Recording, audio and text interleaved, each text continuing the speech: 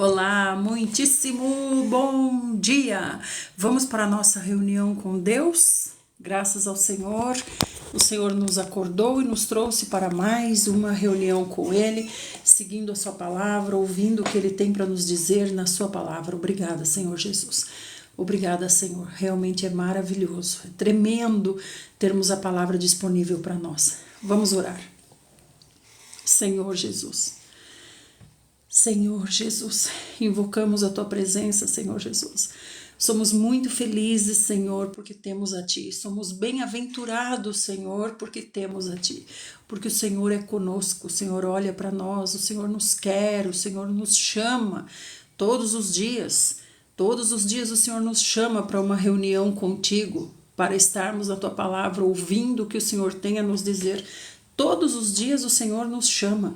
Isso é maravilhoso. Obrigada, Senhor Jesus. Obrigada por seu amor. Obrigada por esse chamamento. Obrigada, Senhor, porque o Senhor se disponibiliza para nós. Obrigada, Senhor Jesus. Realmente é o que há de mais importante na terra, estarmos contigo. Isso determina a nossa vida futura. Estarmos com o Senhor agora. Não é verdade? Senhor, fala conosco na sua palavra, Senhor. Traz resposta, fala com os nossos amados que estão aqui para lhe ouvir. Fala com todos nós que estamos aqui, Senhor, porque queremos mais de Ti. Amém? Amém, amadinhos do Senhor Jesus. Bom dia, minha gente linda. Que bom que vocês estão chegando aqui. Que riqueza! E você que nos ouve pelo YouTube, muito obrigada por estar aqui no YouTube. Se você puder, deixe um comentário aqui no YouTube para a gente se conhecer. Diga de onde você é, de onde você ouve. Diga também se você tem compartilhado esse vídeo do YouTube para alcançar as pessoas que não podem ou não têm tempo para ler. Aqueles que estão em coma, aqueles que não podem enxergar, os analfabetos. Compartilhe esse vídeo com essas pessoas, leve a palavra de Deus para as pessoas. E aqui no TikTok, fique nos corações. O seu trabalhinho está nos corações, porque assim o TikTok manda pessoas para cá. Você manda corações e o TikTok manda as pessoas para cá. Amém? Vamos começar então? Vamos começar com o Salmo. Hoje nós vamos ler o Salmo 106, a partir do 13, Salmo 106, do 13 até o 31. É um salmo que fala a respeito da ingratidão do povo. Será que o povo é ingrato hoje ou não? Só no tempo desse salmo aqui.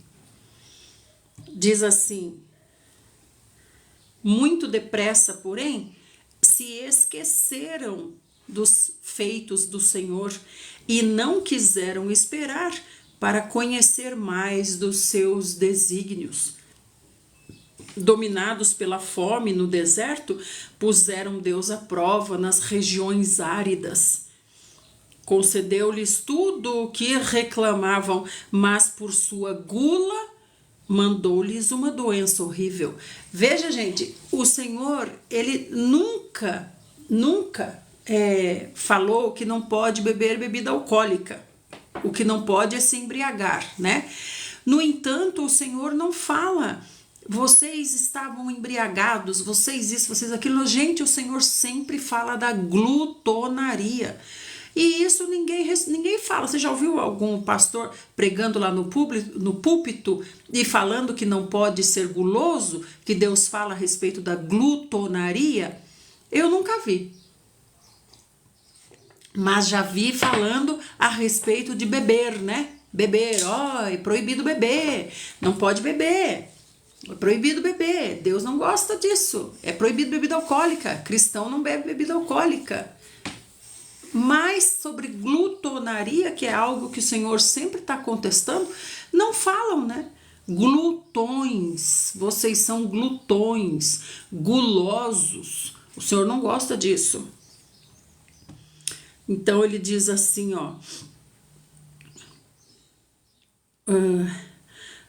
concedeu-lhes tudo o que eles pediam, mas por causa da gula mandou-lhes uma doença horrível. Jesus amado, Senhor Jesus, o que o Senhor está falando aqui para nós? Estamos no Salmo de 106, 13. Salmo 106, 13.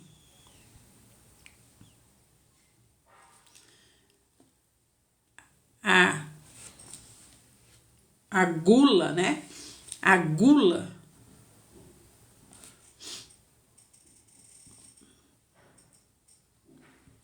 A gula traz doença. O senhor está falando aqui, a gula traz doença. Deixa eu dar uma olhadinha aqui na outra versão. O que fala aí na versão de vocês, gente? Deixa eu ver aqui, Salmo 106, 13.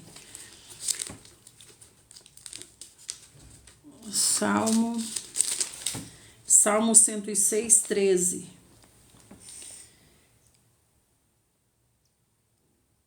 Entregaram-se à cobiça no deserto e tentaram a Deus na solidão.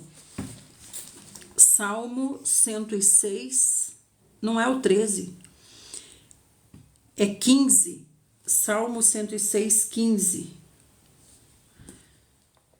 Concedeu-lhes o que pediram, mas fez definhar-lhes a alma. Concedeu-lhes o que pediram, mas fez definhar-lhes a alma. Concedeu-lhes tudo o que reclamavam, mas por sua gula mandou-lhes uma doença horrível. Essa versão aqui é a versão mais comum, né? Que é a Ferreira Almeida, revista e atualizada. Ferreira Almeida, revista e atualizada. Por isso que fica difícil de compreender pela Ferreira Almeida, né? Ela usa uma linguagem muito coloquial, vocês não acham? Então aqui diz, concedeu-lhes o que pediram. Aqui na King James, a King James faz tradução há mais de 400 anos, né? Então aqui, só que a King James é uma tradução americana, não é isso? Então aqui diz assim, concedeu-lhes tudo o que reclamavam, concedeu-lhes o que pediram, certo? A King James já diz o que reclamavam, e não era murmuração mesmo? Não era murmuração? Mas, por sua gula, mandou-lhes uma doença horrível. E aqui diz, mas fez definhar-lhes a alma. Então, esse concedeu-lhes o que pediram está relacionado à comida, tá? É falando de comida. Porque aqui no 14,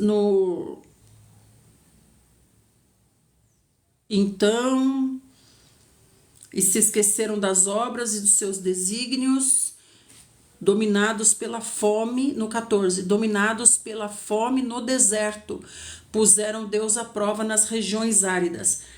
Aqui no 14 fala, entregaram-se à cobiça no deserto e tentaram a Deus na solidão.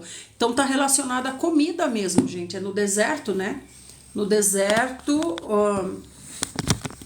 o que mais fez o povo murmurar foi a comida, né? Então, amados, essa aqui é a versão King James, revista e atualizada. Essa tradução aqui usa uma linguagem mais fácil de entender, né? É uma tradução mais fácil de entender. A Ferreira de Almeida usa uma linguagem muito coloquial, né? Uma linguagem mais, como se fosse uma linguagem mais poética, não sei como explicar. Continuando. E aqui fala a respeito da gula, então. Fala que a gula trouxe doença. A gula trouxe doença. No acampamento, eles invejaram Moisés e Arão, o consagrado do Senhor. Então abriu-se a terra e engoliu Datã e sepultou o grupo de Abirão. Um fogo consumiu aquele bando, uma chama tornou os ímpios em brasa. Veja, os ímpios estão no nosso meio, né? Os ímpios estão no nosso meio, né? Uma tradução que eu gosto de ver é a das Testemunhas de Jeová. Eu não tenho essa. Eu acho que eu tenho a Bíblia dos Mormons. Essa eu não tenho. Eu tenho que dar uma reorganizada. Agora eu tô fazendo aqui, tô usando o quarto do meu filho aqui, eu vou dar uma organizada aqui, vou começar a fazer live aqui agora. Eu vou colocar uns livros aqui, daí se precisar a gente já pega e já pesquisa, né? Na internet tem, mas eu gosto assim de livro físico. Mas pode ser pela internet, porque, por exemplo, aqui eu já poderia consultar agora, né? Se eu tivesse aqui, a gente já poderia consultar para ver como é que explica lá, né? Então, estamos no Salmo 106, 19. Muito bom dia, minha gente. Obrigada por estarem chegando aqui. Qual novo, Leile?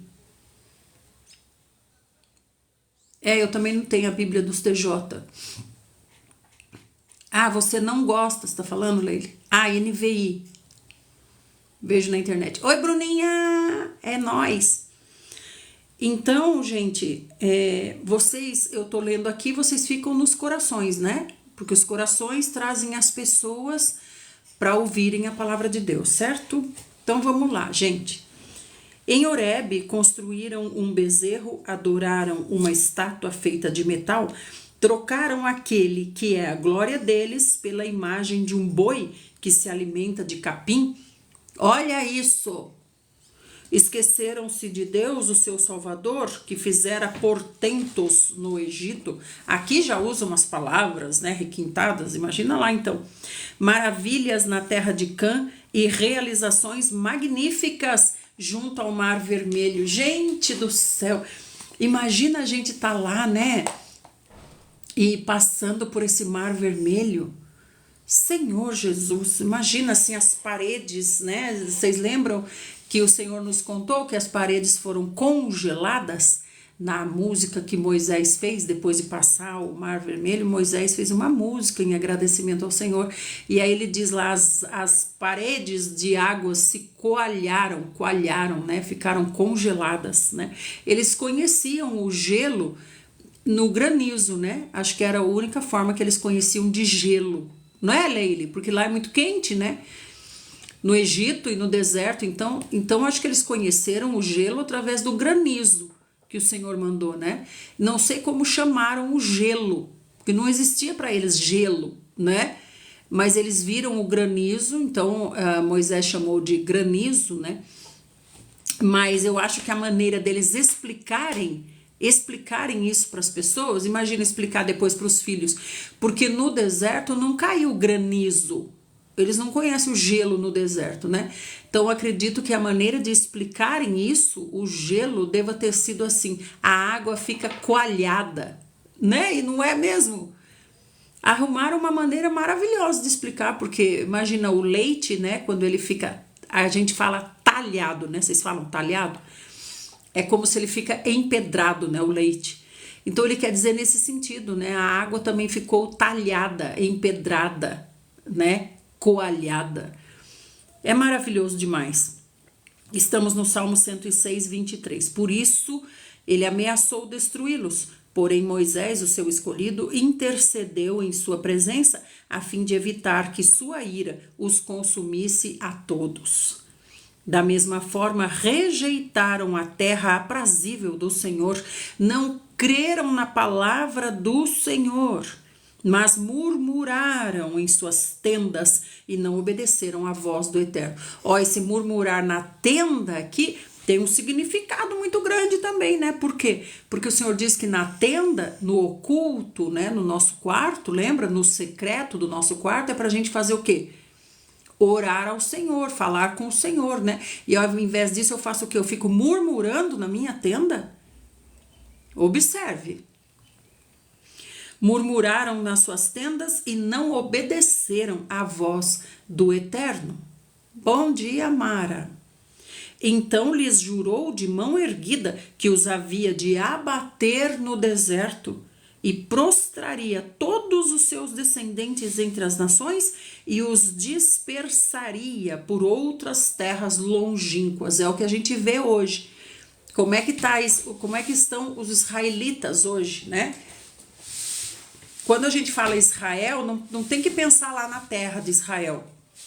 É Israel, homens, Israel como 12 tribos.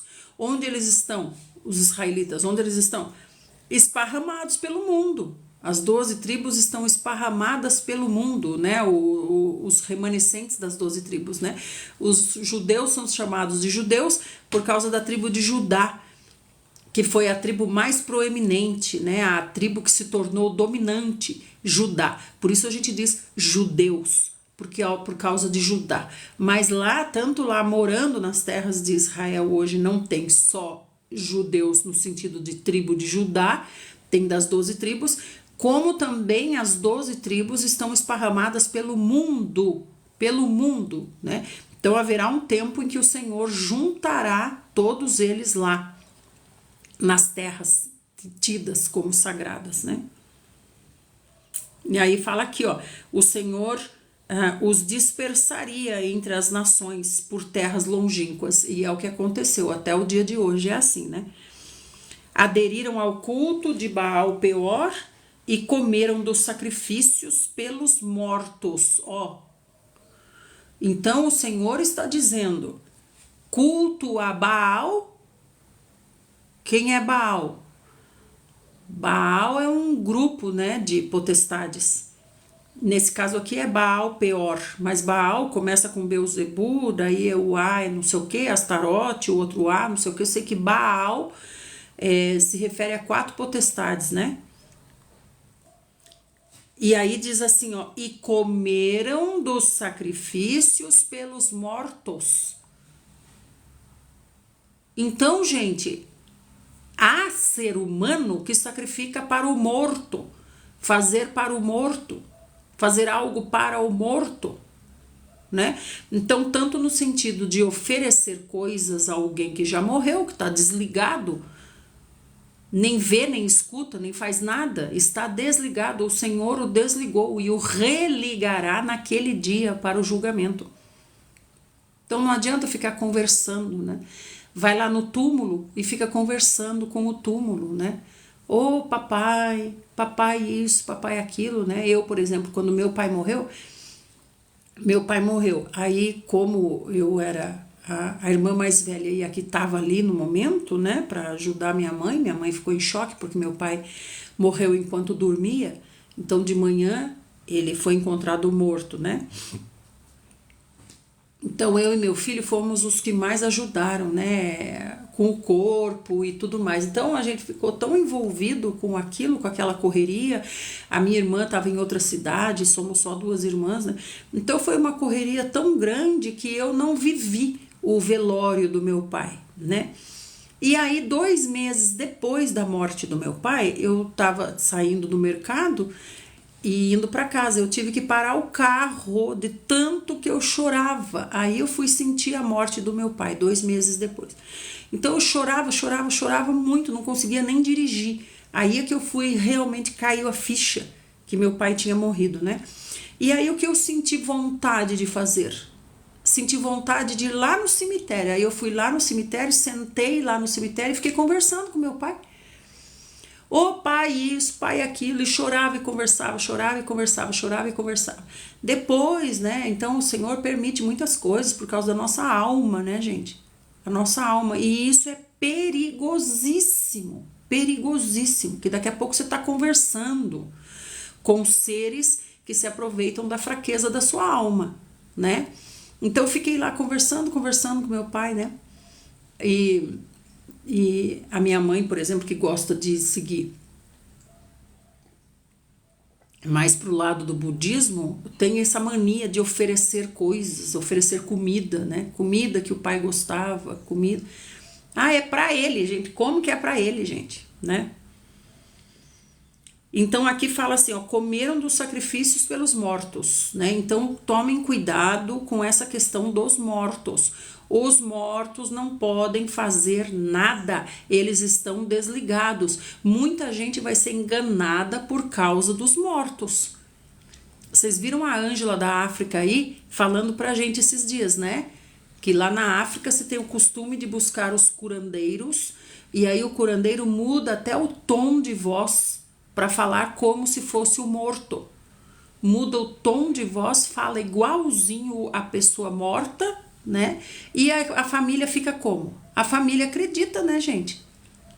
A família acredita, então nós temos que ficar com os olhos bem abertos com relação a isso, porque agora, no fim dos tempos, isso vai ser muito usado, se possível até materializando o próprio morto para conversar com as pessoas, né? O meu pai, a família do meu pai, né? É a família de ascendência indígena. Então eles têm muito disso, muito do xamanismo, né? Muito do xamanismo. Dos espíritos dos animais, dos espíritos dos mortos e por aí vai. Então, gente, a gente tem que tomar muito cuidado com essas coisas. Realmente nós amamos as pessoas da nossa família que se foram. No entanto, o Senhor as tem guardadas. Elas estão guardadas no Hades. As pessoas da nossa família que se foram estão guardadas no Hades, desligadas. O Senhor as desligou, tirou delas um tipo de um pendrive, vamos dizer assim, né? É assim a maneira que eu acho mais fácil para mim entender. Tirou como se fosse um pendrive, estão desligadas. Naquele dia o Senhor recolocará nelas o pendrive, que é o espírito, a porção do Senhor, e elas voltarão. Aí sim, ressuscitar é isso. Ressuscitar é trazer à vida o que estava morto. Então ele está morto, ele não está vivo, ele está morto. Certo, gente? Isso tem que ficar bem claro para nós.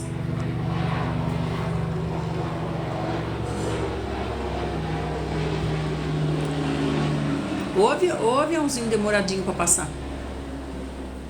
Então isso tem que estar bem claro para nós, gente, senão nós seremos enganados. Com certeza seremos enganados, né? Isso não pode acontecer, certo? Os mortos estão mortos, né? Então o Senhor está dizendo aqui, ó, aderiram ao culto de Baal Peor e acabaram comendo os sacrifícios pelos mortos, coisas feitas para os mortos, para os que já se foram. Os nossos mortos amados, a nossa família querida, nós vamos rever no reino. No reino, sim, estaremos com eles. Hoje, não. Não tem como você conversar hoje com ele. Tá desligado. Certo, gente? Então, assim, com seus atos, provocaram a ira do Senhor e irrompeu entre eles uma peste mortal. Vocês não querem os mortos? Então eu vou lhe dar os mortos. Pronto, vai todo mundo para lá, junto com os mortos. É isso que vocês querem? Vocês querem estar com os mortos? Vocês querem estar com os mortos? Então, espera aí, aguenta a mão aí um pouquinho, que eu vou levar vocês até os mortos. Foi isso que o Senhor fez. Estavam cultuando a morte, né? Ah, é a morte que vocês querem? Espera aí que eu vou levar vocês para ela. Nós estamos lendo o Salmo 106, 29, né? Assim, com os seus atos, que atos? Que atos? Que atos, Senhor? Quais atos? Ué, cultuar os mortos, cultuar Baal, cultuar os mortos, comer dos sacrifícios da mesa, comer da mesa de Baal, onde ele diz que é para os mortos. Gente, isso realmente é muito sério, né? E assim, com esses atos, provocaram a ira do Senhor, não é verdade? E aí, irrompeu entre eles uma peste mortal. O que quer dizer uma peste mortal? O que quer dizer uma peste mortal? É alguma coisa que matou as pessoas, não é? Matou as pessoas. Vocês não querem os mortos? Então vocês vão para lá. Vão para lá com os mortos. Chegando lá, vocês ficam todos desligadinhos junto com os mortos. Pode ser? Né, Veridiana? Sim, aqui fala uma peste mortal, né? São muitas coisas, né, que podem ser uma peste, né? Pode ser uma praga, pode ser uma doença, pode ser um micróbio, pode ser tanta coisa, né? Mas Finéias se interpôs para executar o juízo e a praga foi interrompida. Vocês se lembram o que Finéias fez? Finéias foi, olha só, o Senhor estava falando com eles E de repente passou um israelita, não lembro de qual tribo, passou com uma prostituta ritual de Baal, passou no meio da conversa do Senhor com eles. Olha que ponto chegou Baal. Olha que ponto, olha que intimidade Baal chegou a ter no meio dos israelitas. Olha que atrevimento de Baal. Baal está onde? Baal está nessa mulher. Assim como Dagon estava em Dalila, Baal está nessa mulher. E o israelita passou com a prostituta ritual cerimonialista de Baal, passou e entrou na tenda. Passou no meio da conversa de Deus com os irmãos, os israelitas. O Senhor chamando a atenção deles, o Senhor falando essas coisas aqui. Passou e entrou na tenda. Para quê? Para ter relação sexual com ela lá na tenda. Ele achava que era com ela, né? Mas era com Baal. Baal, sacerdotisa de Baal. Fique sabendo uma coisa, quando você se deita com alguém fora do casamento, você não está se deitando com um ser humano não, viu? Você não se deita com um ser humano. Você se deita com o que está por trás. Adulterar é se deitar com um espírito maligno. Oh, mas a pessoa é tão linda, é tão maravilhosa, a pessoa me ama. A pessoa fala que me ama. Ah, é? E você acha que o espírito maligno por acaso iria te dizer: olá, boa noite, eu sou um demônio. Gostaria de se deitar comigo? Você quer ver a minha aparência real? Você gostaria? Aí você iria? Não, então ele vem no formato de um belíssimo ser humano, gentil, sedutor ou sedutora, como foi Dalila, né? Mas era Dagon em Dalila. Toda vez que alguém se deita com outra pessoa fora do seu casamento, está se deitando com um demônio. Eu falo com todas as letras. Então esse aqui que o Senhor está falando, Finéias, está falando aqui, ó. E aí Finéias interpôs. O que Finéias fez?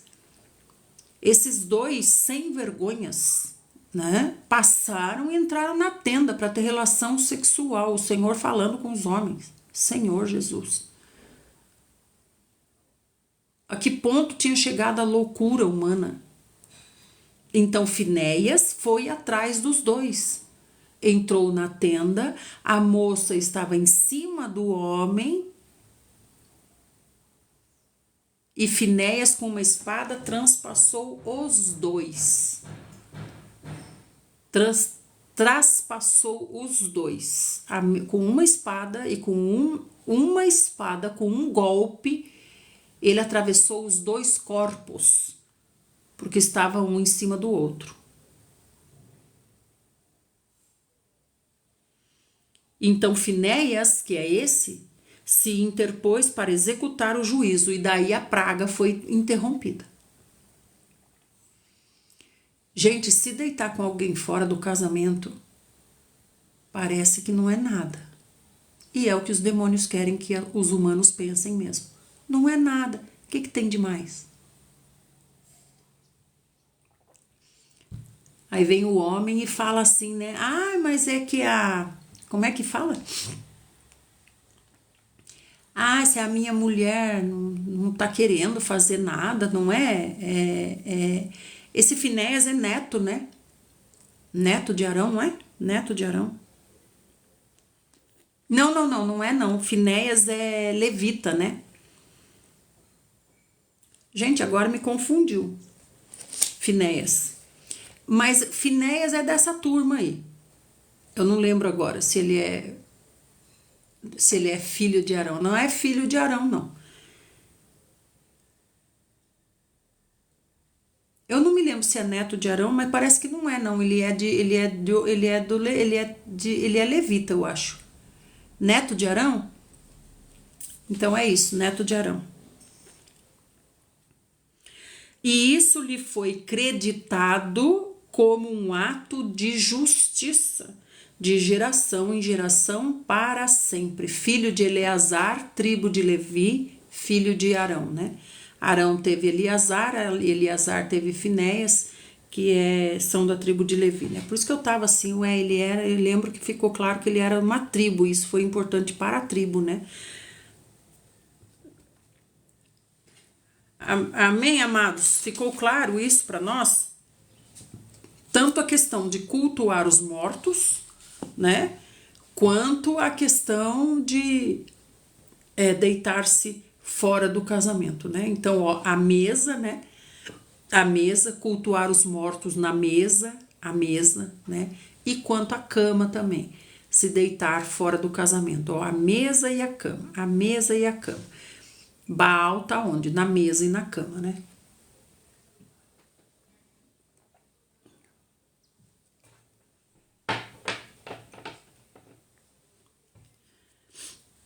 Vamos para Provérbios, amados? Ficou tranquilo isso?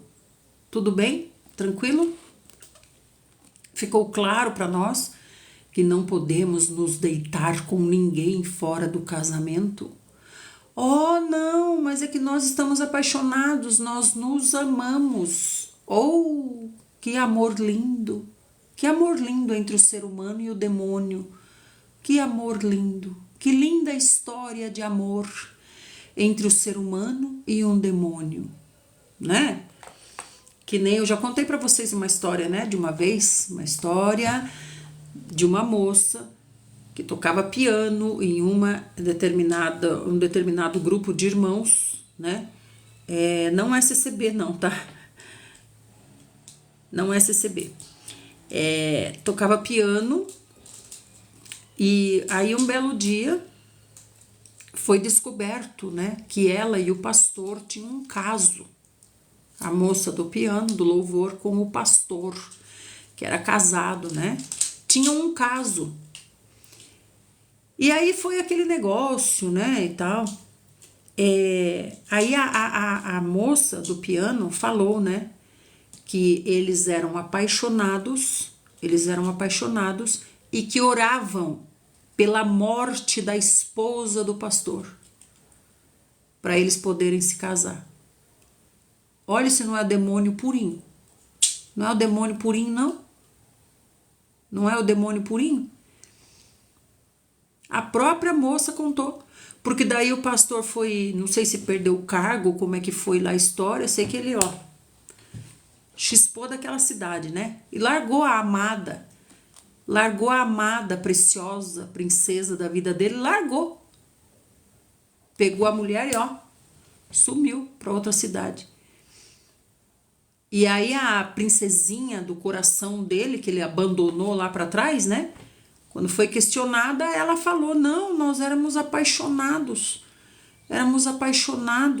né? E orávamos para o Senhor nos unir. Mas como que o Senhor ia unir, né? O Senhor falou. O Senhor falou, né? Que se morrer uma parte, outra parte está livre para se casar de novo. Então, gente, eles desejavam a morte da esposa do pastor. Juntos, né? Ai, Senhor Jesus, né? Creia e receba. Porque Deus permitiu que Davi e Salomão possuíssem várias mulheres? É uma esposa e outras são concubinas, né, Murilo? É uma esposa e concubinas, né?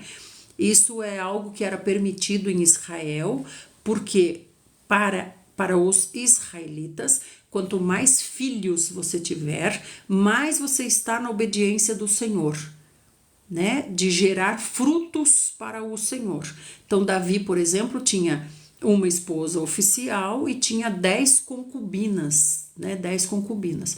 Todas essas mulheres são tratadas como esposas, no entanto, as concubinas, elas não têm direito à herança. Só a esposa legítima tem direito à herança. Então, era uma cultura, né? Uma cultura. Hoje em dia, eu acredito que os judeus não são monogâmicos hoje, né? Não fazem mais isso porque a lei, a constituição do país onde eles estão não permite a poligamia, né? Não permite. Mas observe que os judeus até hoje se casam com meninas, com moças novas, né? E procuram ter o maior número de filhos possível, né? Chegam a ter 12 filhos, 14 filhos, né? Porque eles acreditam que assim eles estão gerando frutos para o Senhor. Da mesma forma que nós geramos fruto para o Senhor, pregando o evangelho e trazendo pessoas para o Senhor, estamos gerando frutos para o Senhor, não estamos? Para um judeu, ele na mente dele, ele gera frutos para o Senhor, gerando filhos, aumentando a descendência de Abraão, né? Então as concubinas, elas têm essa finalidade. Agora, no caso de Salomão, não. No caso de Salomão, realmente foi um erro, isso é claro na Bíblia, né? Isso é claro, porque ele foi se casando com princesas. Então ele fazia acordos políticos. Salomão. Ele fazia acordos políticos. Então ele se casava com muitas princesas para que os seus filhos tivessem direito à herança do rei, ao trono, direito ao trono daquele rei. Então eram acordos políticos que Salomão fazia, diferente. Mas os outros, né, os outros amados irmãos, eles tinham várias mulheres por causa disso, para gerar quanto mais filhos. Por isso era tão problemático a mulher ser estéril, porque ela era uma mulher infrutífera, não gerava frutos para o Senhor, para Yahvé, né? Então era cultural e é até hoje entre os judeus. Quanto mais filhos, mais abençoado eu sou, mais frutos eu estou dando para o Senhor. Até hoje essa prática acontece entre os judeus ortodoxos. Eles casam com meninas novas e a menina gera um filho por ano. Veja para você ver. Geram um filho por ano, né? Aí eles têm aquela escadinha assim. Tudo isso achando eles que agradam ao Senhor, né? Isso, Jacira, nossa não, Senhor Jesus, né? Senhor Jesus. Senhor Jesus, isso é muito triste. Eu entrei em depressão, meu esposo se apaixonou pela professora da escola. Então, né, olha só, um demônio que ensina, um demônio que escreve na lousa. Olha só, né? Irmã, nós somos descendentes de Abraão ou de Noé? Ué, Noé é alguém, né? Abraão é outro. Noé veio muito antes, né? Nós somos filhos da promessa de Abraão, Nós somos enxertados na história de Abraão. Nós somos oliveira brava, enxertados no caule de Abraão, né? Da oliveira boa, que é para quê? Para a gente receber a seiva, né? A seiva que vem dessa oliveira, né? A salvação vem pelos judeus. O próprio Senhor Jesus falou para a mulher samaritana, né? Sim, a salvação vem pelos judeus. Amém? Então vamos continuar, gente, senão a gente fica muito longo o nosso vídeo, né? Estamos em Provérbios 14, 32 e 33. Provérbios 14, 32 e 33, né? Jacira, quem é diácono? Seu esposo? Jacira, não exponha a sua vida pessoal na internet. Não exponha, tá bom, amadinha do Senhor Jesus? Ore ao Senhor Jesus, fale com o Senhor Jesus, né? Se lembra de Eli e Ana. Eli não perguntou para Ana, por que você tá chorando? E nem Ana falou, tô chorando por causa disso, Penina tem filho, eu não tenho filho, não falou nada. O assunto foi, com o Senhor, né? Com o Senhor. Não exponha a sua vida pessoal aqui, né? Isso é muito atraente para esses seres, as câmeras que nos observam, né? Provérbios 14, 32 e 33. Por meio da sua própria malignidade, o perverso é derrubado. Os justos, entretanto, ainda que diante da morte, encontram consolo e esperança. Não vão morrer? Não vão morrer? Se estão diante da morte, eles vão morrer, né? Vão morrer. Mas ainda diante da morte, eles encontram consolo e esperança. Vocês se lembram de Estevão? Estevão estava diante da morte e encontrou consolo e esperança. Ele disse: vejo um homem em pé no céu. Então, quem é esse homem? Esse homem é o próprio Senhor, né? Então, veja, consolo e esperança até mesmo diante da morte, né? Então, veja que aqui não fala até mesmo depois da morte, né? Mas diante da morte. Depois desligou, vai ficar desligado, até ser religado naquele dia, né? E aí fala aqui, ó, que por meio da sua própria malignidade o perverso é derrubado. Que malignidade o perverso faz? Ele perverte a palavra do Senhor, né? Ele muda para ficar agradável ao que ele quer, ao que ele acha, né? O que ele acha melhor, ao que lhe convém, não é verdade? 33. No coração do prudente habita a sabedoria. Ó, no coração do prudente habita a sabedoria. O que é o coração? É a alma mais uma parte do espírito, que é a consciência. Nós já vimos isso nos versículos, né? Que nos explicam isso. Então, o coração é a alma é a mente, a vontade, a emoção. Mais uma parte do espírito, que é a consciência. Esse é o coração, mente, vontade, emoção e consciência.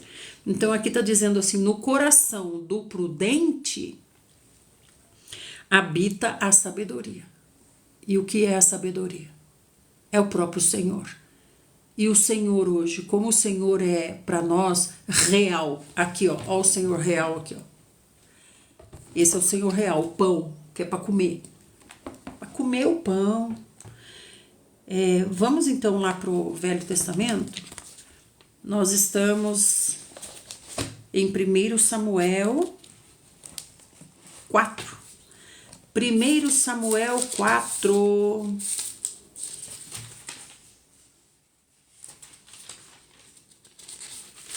Primeiro Samuel 4. Quando tá lá no 8, a gente já vai começar a ver Saul. 1 Samuel 4. Gente, fiquem nos corações para trazer as pessoas para ouvirem a palavra de Deus. Então mande pelo menos 1000 corações. Quando você manda 1000 corações, o TikTok manda uma pessoa para cá. Mande 1000 corações e ore ao Senhor. Senhor, abençoa essa pessoa que está vindo para cá, Senhor. E abençoa a mim também. E a palavra de Samuel se espalhava e era respeitada em todo Israel. Deus era com Samuel, o Senhor estava com Samuel. Amém? Naqueles tempos, aconteceu que Israel partiu para guerrear contra os filisteus e acampou nas proximidades da cidade de Ebenezer, enquanto os filisteus acamparam junto a Efeque. Então, nós temos aqui 2 exércitos acampados e eles vão ver se vão guerrear ou não, né? Os filisteus organizaram sua frente de combate em linha para enfrentar Israel e depois de violentos embates, Israel foi derrotado pelos filisteus, que mataram cerca de 4.000 israelitas no campo de batalha. Então, esse aqui é o tempo de Samuel, é o tempo dos juízes ainda, né? Tempo dos juízes ainda. Então, aqui nós estamos sem um juiz. Samuel é sacerdote do Senhor, né? Samuel foi ensinado a Eli para cumprir o sacerdócio, né? Ele não é líder do povo como era Moisés, Josué, né? Então, aqui a história que nós estamos é essa. A história que nós estamos é essa. Israel sendo ainda dominado pelos filisteus. Por quê? Por causa da desobediência, né? Então aqui morreram 4.000 israelitas. Quando os sobreviventes chegaram ao acampamento, os anciãos e líderes de Israel perguntaram: por que fez hoje o Senhor que fôssemos feridos e vencidos pelos filisteus? E daí eles concluíram assim: vamos a Siló buscar a arca do nosso Deus, que venha para o nosso meio e nos livre da mão de nossos inimigos. Aonde está a arca? Em Siló, onde ficava Eli. Onde ficava Eli? Na tenda do encontro ainda, o tabernáculo ainda. Não foi feito um templo para o Senhor quando chegaram em Canaã. Ainda é aquele tabernáculo do deserto, que desmontava e montava, desmontava e montava. Só que agora estamos fixados em Canaã. Tinha que haver um templo fixo também para o Senhor, né? Mas o povo se perdeu totalmente. Então agora aqui os filisteus derrotando os israelitas pensaram: vamos lá em Siló, Se lembram da história de Ana? Ana subiu com Eucana para Siló, para adorar ao Senhor. Saíram de Ramá e foram para Siló, adorar ao Senhor. Uma vez por ano, os israelitas todos faziam isso. Iam para Siló adorar o Senhor, no templo. Templo que Eli cuidava. Cuidava bem? Não. Não cuidava bem. Não cuidava bem. Seus filhos Ofni e Finéias eram terríveis. Terríveis. Tanto roubavam nas ofertas, quanto se deitavam com as irmãs que serviam na tenda. Terríveis, terríveis.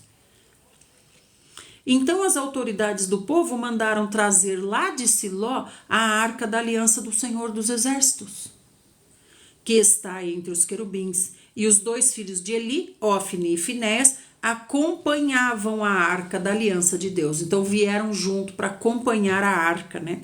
E assim que a arca da aliança do Senhor chegou até o acampamento, que é acampamento? Acampamento de guerra. Eles não moram mais em acampamentos, eles moram em casas, nas cidades que foram conquistadas, né?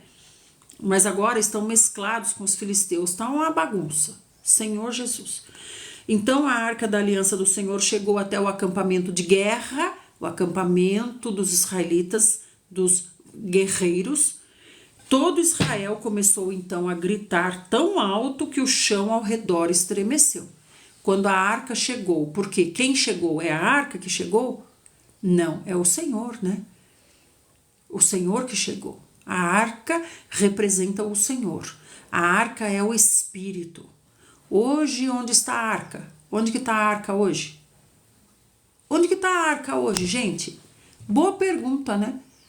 Onde que está a arca hoje? A presença do Senhor está onde hoje? Oi, Aninha, Paulinha, Cristininha, tudo bem, amorzinho de Jesus? Bem-vinda, Florzinha. Onde que está a arca do Senhor hoje? Digam. Dentro de nós. Amém, Sil. A arca está dentro de nós. Então, quer dizer, o Senhor está dentro de nós. Mas e nesse tempo aqui, o Senhor estava onde? Estava dentro das pessoas, dos israelitas? Onde estava o Senhor? Onde estava o Senhor nesse tempo aqui?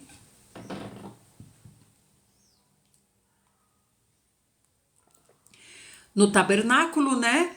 Na arca. Mas e a arca física será em Israel? Não se sabe, né, Mari Lourenço?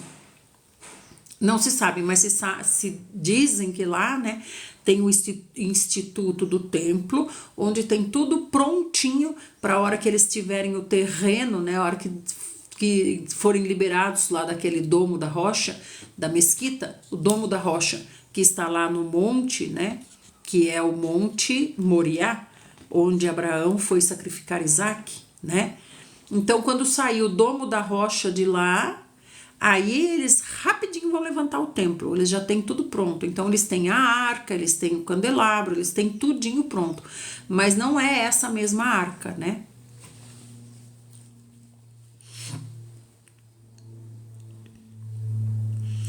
Então, o Senhor, ele ficava onde nesse tempo aqui? Lá em Siló, no tabernáculo, né? No tabernáculo. No entanto, pegaram a arca e trouxeram a arca. A arca representa a presença do Senhor. Vamos ver o que aconteceu? Então, quando a arca chegou ali no acampamento desses guerreiros israelitas, eles gritaram. Por quê? Porque para eles o Senhor está chegando. O Senhor está chegando no nosso meio. E aí os filisteus ouviram aquele brado extraordinário e exclamaram assim: que significa esse forte grito que vem lá do acampamento dos hebreus? O que significa isso? Porque eles eram chamados hebreus também. Hebreus quer dizer os atravessadores de rio, né? Por eles terem atravessado o Jordão, passaram a ser chamados de hebreus também, né? Quando foram avisados de que a arca da aliança do Senhor havia chegado ao acampamento dos hebreus, grande temor tomou conta dos filisteus e eles comentavam entre si: olha, Deus veio ao acampamento dos hebreus, ai de nós, Nunca aconteceu algo assim. Os filisteus falando, né? Os filisteus falando. Ai de nós, quem poderá nos salvar destes poderosos deuses? Com D minúsculo. Então, para os filisteus, a arca representava muitos deuses, né? Eles falam segundo a cultura deles. São os mesmos deuses, com D minúsculo, que feriram os egípcios em toda espécie de pragas lá no deserto. Então, olha como os filisteus conhecem a história.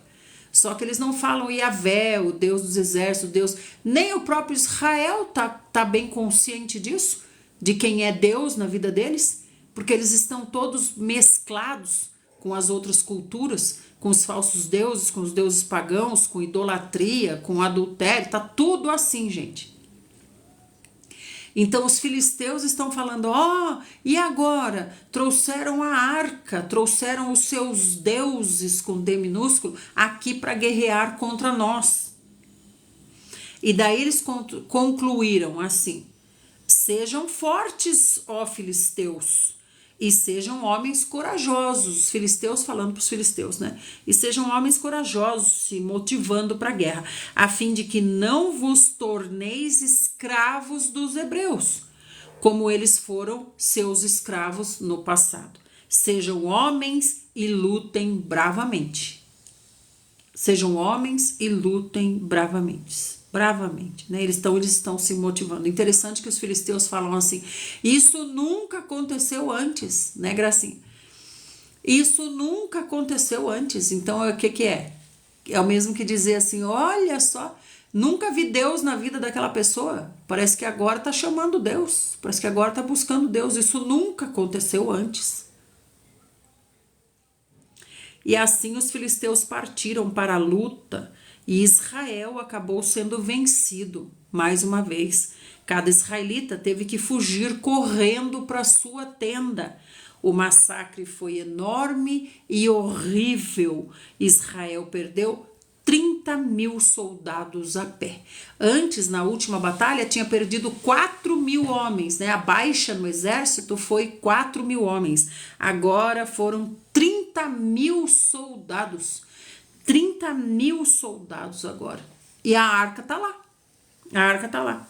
Então os filisteus se apossaram da arca, pegaram a arca de Deus. E Ofni e Finéias, os filhos de Eli, foram mortos.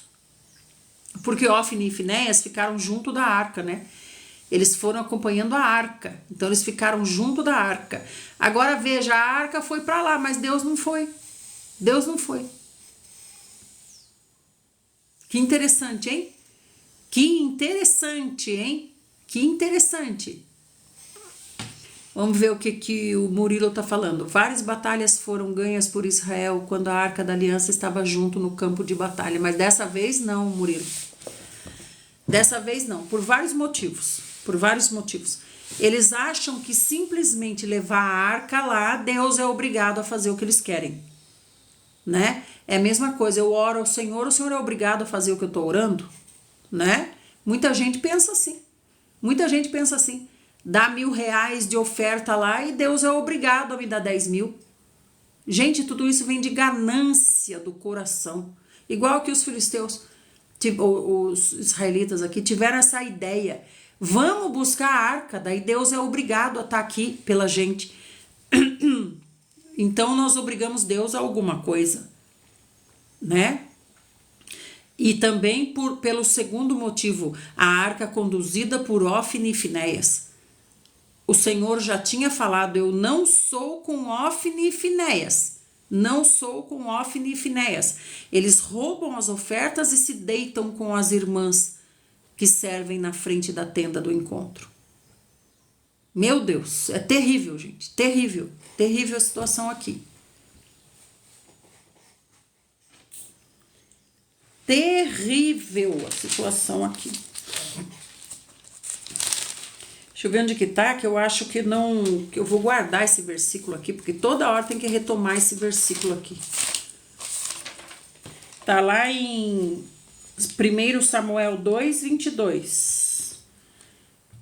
1 Samuel 2, 22. Escreve aí. Eli já era bem idoso quando ficou sabendo de tudo que seus filhos faziam de errado a todo o povo de Israel, inclusive que eles tinham relações promíscuas com as mulheres que serviam junto à entrada da tenda do encontro, as irmãs. Vejam, os líderes, além de roubar as ofertas, ainda se deitam com as irmãs. São os filhos de Finéias e Ofni e Finéias. São os descendentes de Ofni e Finéias. Que fim eles terão? O mesmo de Ofni e Finéias, né? Então o Senhor desligou Ofni e Finéias, né? Então morreram 30 mil soldados de Israel, né? É sim, Ana Paula. Então morreram 30 mil soldados nessa guerra. Os filisteus mataram também Ofni e Finéias e pegaram a arca e levaram. Ofni e Finéias estavam junto com a arca. Nem os filisteus viram em Ofni e Finéias sacerdócio.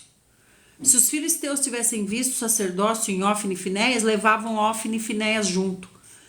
Porque iam falar assim, não adianta a gente ter a arca se a gente não souber usar. Vamos levar Ofni e Finéias. Porque eles sabem como usar a arca. Para os filisteus, a arca contém muitos deuses com D minúsculo, né? Muitos deuses poderosos. Muitos deuses poderosos. Muitas potestades poderosas. Para os filisteus, a arca contém deuses com D minúsculo, poderosos. Então vamos levar Ofni e Finéias. Porque que adianta a gente ter a arca e não saber usar? Vamos levar Ofni e Finéias. Mas nem os filisteus viram em Ofni e Finéias algum tipo de divindade, né? Algum tipo de sacerdócio, mesmo que fosse a deuses com D minúsculo, falsos deuses pagãos. Olha que coisa terrível, gente, terrível.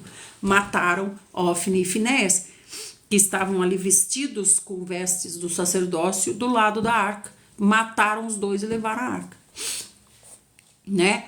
Qual seria o mais inteligente? O mais inteligente seria levar os sacerdotes junto para nos ensinar como é que usa esse mistério aqui, essa mágica aqui dessa arca aqui, que contém deuses com D minúsculo, né?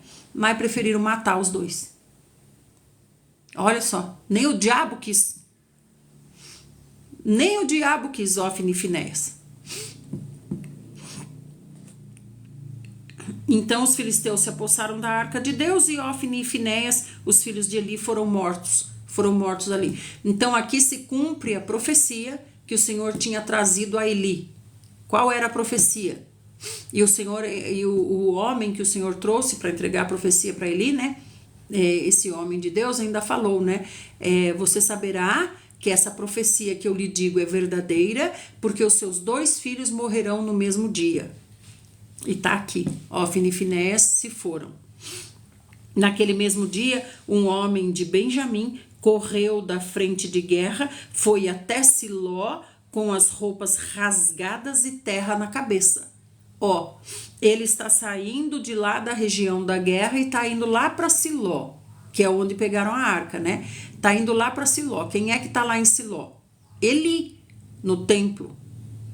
Eli ficou lá no templo, né? E Samuelzinho já não é mais Samuelzinho já é um moço. Samuelzinho já trabalha para o Senhor já. Samuelzinho já tá grande. Samuelzinho já é respeitado pelo povo, ouvido pelo povo. Samuelzinho. Então eles chegaram lá foram correndo, né, com as roupas rasgadas e terra na cabeça. Isso é eles mesmos que rasgaram, tá? Não é os filisteus que rasgaram, não. Eles mesmos que rasgaram, né, em sinal de muito sofrimento, né? É um tipo de drama que os judeus fazem, né? Rasgam as suas vestes, colocam terra na cabeça, né? Porque estão profundamente, né, atingidos por algum evento, né? E quando esse homem, é um homem que foi, né? Quando esse homem chegou, Eli estava sentado na sua cadeira ao lado da estrada. Eli não saía dessa cadeira também. Eli não saía dessa cadeira, né? Quando ele ficou observando Ana, onde que estava Eli? Sentado nessa abençoada cadeira, né? Então Eli estava sentado em sua cadeira, ainda de sua cadeira, ao lado da estrada. Estava muito angustiado Eli, pois em seu coração ele temia pela arca de Deus. No seu coração, né? E por que deixou levar então, né, Eli? Ó Senhor Jesus. O homem entrou na cidade, contou tudo sobre a matança que ocorreu e imediatamente a cidade inteira começou a gritar e se lamentar, né? Estamos em 1 Samuel 4,14, cof. 1 Samuel 4,14. Ué, cof, agora que você tá me seguindo, cof? Você não seguia antes, não? Que barbaridade é essa, cof? Gente, quem não tá aqui na conta, gente, já se inscreve na conta pra gente não se perder, pra você ser avisado quando a gente estiver lendo a Bíblia. Certo, amadinhos? Todos vocês que estão aqui já são nossos amigos? Nós temos que ler a Bíblia mais vezes juntos, não é verdade? Então, o que aconteceu? Eli ouviu o clamor do povo ao longe e perguntou. Então, esse homem chegou lá na cidade, né? Chegou lá na cidade. Ah, sua mãe vai tirando. Porque será, né, cof, que ela vai tirando as contas do TikTok, hein, cof? Ai. Então, esse moço que chegou correndo para contar o que aconteceu lá na guerra, ele entrou na cidade de Siló e já entrou contando. Então ele entrou contando, o povo já começou a gritar, lamentando pelas mortes. São 30.000 mortos. 30.000 mortos. Pense bem. Tem cidade que tem 20.000 habitantes, né? Tem cidade que tem 20.000 habitantes. Aqui nós perdemos 30.000, né? Eli então ouviu o clamor do povo de longe, o choro do povo, né? E daí Eli perguntou: que grande alarido é esse na cidade? Então o benjamita se apressou e veio correndo e chegou até Eli. Para dar notícia para Eli. Na verdade, a missão dele era ir contar para Eli mesmo, né? Por causa da arca, né?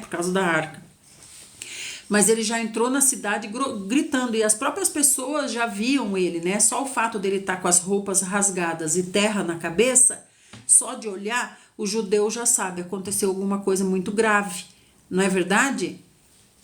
É a cadeirinha dele, cof. Ele era muito velhinho, ele estava muito velhinho, muito idoso, então ele ficava sempre sentado nessa cadeira. Estava Eli com 98 anos de idade, aí ó. Eli estava com 98 anos de idade, seus olhos já estavam fracos, não se moviam mais e ele não conseguia mais enxergar. Então Eli já estava bem velhinho, não conseguia mais nem enxergar direito, né? E assim que o encontrou, o mensageiro disse para ele: estou chegando lá do campo de batalha, eu estou vindo lá do campo de batalha. Consegui fugir das fileiras e hoje mesmo vim correndo de lá até aqui. Então ele era um soldado, esse moço. Ele fugiu das fileiras de soldados da guerra, né? Aqui o Senhor nos falou, o Senhor deixou registrado para nós, né? Eles se arrumavam em fileiras e as fileiras iam avançando contra o inimigo, né? Aí ele está dizendo que ele conseguiu fugir das fileiras e veio correndo até ali. Então Eli perguntou para ele: o que aconteceu, meu filho? O que aconteceu, meu filho? Imagina o desespero de Eli. Daí o homem falou para Eli: Israel teve que fugir dos filisteus e houve uma terrível carnificina. Nós fomos derrotados e os seus 2 filhos, Ofni e Finéias, foram mortos. Além de tudo, os filisteus tomaram a arca de Deus. Assim que o mensageiro mencionou a arca de Deus, Eli caiu da cadeira para trás, próximo do portão da cidade. Então ele ficou lá próximo do portão da cidade, né? Onde ficam os homens importantes conversando, né? E aí o que aconteceu? Ele quebrou o pescoço e morreu, porque Eli estava muito idoso e muito obeso. Então, acho que quando ele ficou sabendo da notícia, ele fez algum gesto que quebrou a cadeira, né? Quebrou a cadeira para trás. E aí, quando ele caiu, quebrou o pescoço. Que morte terrível. Eli julgou e liderou o povo de Israel durante 40 anos. 40 anos. Então, aqui está falando que ele já estava com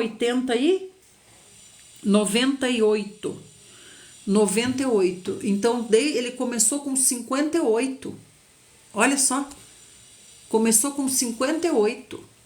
Com certeza. Já tinha Ofni e Finéias, né? Gente, o que Eli fez com essas duas crianças dele? Gente? O que ele fez com essas duas crianças dele? Se ele começou o sacerdócio com 58, provavelmente ele já tinha Ofni e Finéias, né? Porque quando ele tinha uns 78, Ofni e Finéias já tinham que ter mais de 30 por aí. O que ele fez com essas crianças? Agora veja aqui, ó, ele estava preocupado com a arca. Porque a arca, olha só, ele se sente mais responsável pelas coisas de Deus do que pelos seus filhos. Isso acontece muito também hoje em dia, né? As pessoas muito envolvidas com as coisas de Deus e os seus filhos. Os filhos se corrompendo para lá. Os filhos se corrompendo, né? Os filhos se corrompendo. E o homem? O homem tá onde? Ah, ele tá servindo a Deus. Tá servindo a Deus. E os filhos? Os filhos se corrompendo. Senhor Jesus. Né? Puxa vida, amados, nós temos que orar tanto por nossos filhos. Nossos filhos são grande responsabilidade nossa. Senhor Jesus. Senhor, tenha misericórdia de nós, né? Com relação aos nossos filhos. Então, as irmãs que têm filhos pequenos, não percam a oportunidade de educar corretamente os seus filhos pequenos. Não percam a oportunidade. Educar como o Senhor diz na palavra. Como o Senhor manda educar na palavra. Não retenha a vara. Mas essa vara, gente, não é também com raiva, né? Pegar a vara e sentar na criança com raiva. Não é isso, não é com ira. É para correção. Então busque o Senhor. Não é para você se vingar da sua raiva do seu filho, não. É para corrigi-lo. Corrigi-lo. Então quem dá a varadinha é Deus, cof. É Deus, ó, fiap, ó. Na perninha. Né? Fui fazer uma caminhada hoje aí, as crianças da escola brincando de pular corda, cantando a música. Qual é a letra do seu namorado? Olha só. Né? E os pais? Os pais estão onde? Muitas vezes estão lá, servindo a Deus. Ah, tá servindo a Deus. O que é seu pai? Meu pai é pastor. E a sua mãe? Minha mãe é pastora. Minha mãe é missionária, meu pai é missionário, minha mãe é presbítero, sei lá, eu diaconisa, sei lá, eu não sei o que. E você? Eu tô aqui sozinho. A nora de Eli, a esposa de Finéias, estava grávida e já quase na época de ter o bebê, né? Quase na época de ter o bebê. Quando ela recebeu a notícia de que a arca de Deus havia sido tomada pelos filisteus, que seu sogro, o seu marido, tinham morrido, começou a sentir fortes dores de parto e deu à luz. Obrigada, Ninha. E deu à luz. Ela estava morrendo, mas as mulheres que a ajudavam no parto disseram para ela: tenha coragem, anime-se, porque você está tendo um filho menino. Ela, porém, nem conseguiu responder, nem dar atenção. Senhor Jesus. Que terrível, né? Que terrível. Que terrível. Ela deu ao menino o nome de Icabode, que quer dizer se foi a glória de Israel. Então veja que a preocupação é com a arca, né? Com a arca. Né? A preocupação não é nem com o Senhor, é com a arca. A preocupação é com a arca. Assim também é muitos hoje, né? A preocupação é com o quê? Com a igreja. Igreja, prédio de tijolo. A preocupação é com a igreja. E Deus? Não sei, né? Então, aludindo ao fato de a arca de Deus ter sido tomada, e por causa da morte de seu sogro e do seu marido. E ela completou afirmando assim: a glória foi exilada de Israel, porque a arca de Deus nos foi tirada. Que sofrimento, né? Morreu no parto. No parto, não, né? É no parto, né? Pode-se dizer no parto, né? O nenê nasceu, ela viu o nenê, deu o nome ao nenê de Icabode. E depois ela disse assim: a glória de Israel se foi, porque a arca de Deus nos foi tirada. Agora veja bem: a glória de Israel se foi. Vamos ver o que Eli disse antes de morrer. Eli falou: assim que o mensageiro mencionou, Israel teve que fugir dos filisteus e houve terrível carnificina. Além disso, os filisteus tomaram a arca. E assim que Eli ficou sabendo, caiu da cadeira. Então Eli não teve tempo de falar nada, né?